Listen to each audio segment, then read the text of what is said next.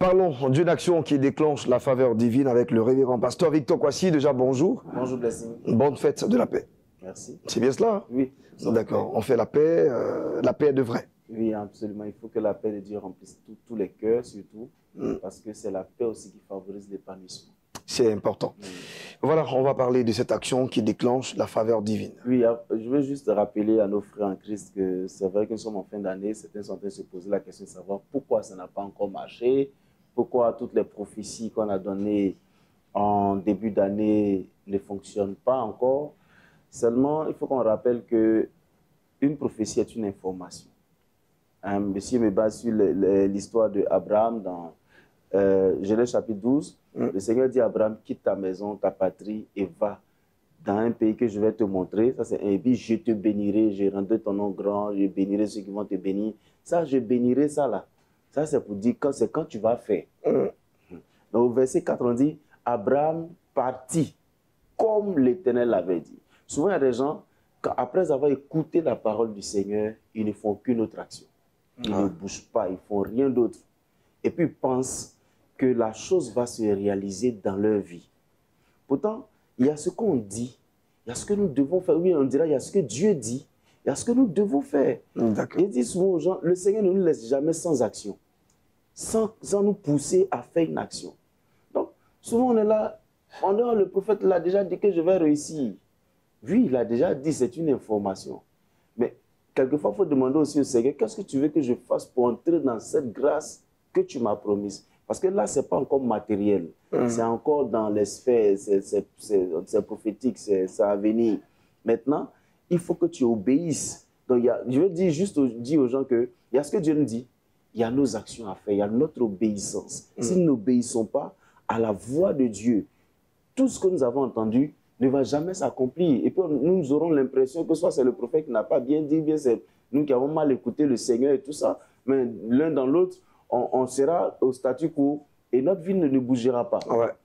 Notre vie ne bougera pas. Et bientôt, nous serons en 2025. Certains attendront encore le 31 pour pouvoir recevoir toutes les bénédictions. Mais je suis de ceux qui rappellent toujours aux gens que le Seigneur dit qu'il bénira l'œuvre de nos mains. L'ouvrage là, ça veut dire que tu dois travailler. Donc, pour cette année 2025, je souhaite que les gens demandent à Dieu, au-delà de les bénédictions que tu as dit là, tu vas traduire ça comment? C'est dans quoi je vais avoir?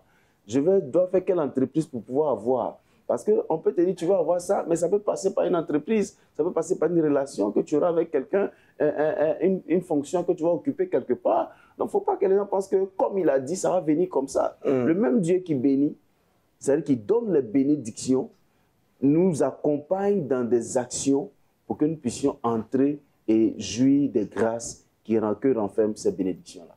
Alors, donc, c'est après la parole, viennent les actions, et les actions qui vont déclencher, donc, on va dire, la bénédiction. Absolument. Donc, c'est tout un processus. C'est un processus. C'est un processus parce que quand on a vu Abraham, quand il est parti, en ce moment, il a rencontré plusieurs choses. On raconte l'histoire comme si ça s'est passé facilement. Ben ouais, effectivement. Mais c'est tout ça, ce sont les épreuves que Dieu a mis devant lui pour pouvoir amener Abraham à atteindre l'objectif. L'objectif. Vous savez, nous les chrétiens, souvent on fait des choses sans conviction. On dit ce qui n'est pas fruit de conviction est péché. Mais en fait, quand on dit péché, dans ce cadre-là, ce n'est pas un mal. En fait, le mot péché là signifie manquer le but.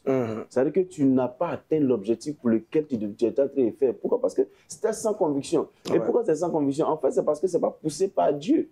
Mais souvent, même ce qui est poussé par Dieu, on doute de ça. On se dit, oh bon, mon cher, c'est Dieu même qui m'a vraiment parlé. Si Abraham voulait réfléchir à ça, il n'allait jamais sacrifier à son fils. On ne serait pas en train de dire, Isaac, Abraham était le père de la foi. Non, non. Il n'a pas réfléchi. Il s'est dit, si c'est Dieu qui m'a dit, c'est qu'il a un autre plan derrière la tête. Il a quelque chose à faire. Parce qu'il ne peut pas me dire de souffrir pour avoir un enfant. Enfin, j'ai souffert toute ma vie pour avoir un enfant. Et puis il me demande de le sacrifier. Attends, c'est qu'il a quelque chose. Donc souvent, les voix de Dieu peuvent être un peu bizarres, mais j'ai envie de dire aux gens, Job dit, Dieu parle tantôt d'une manière, tantôt d'une autre.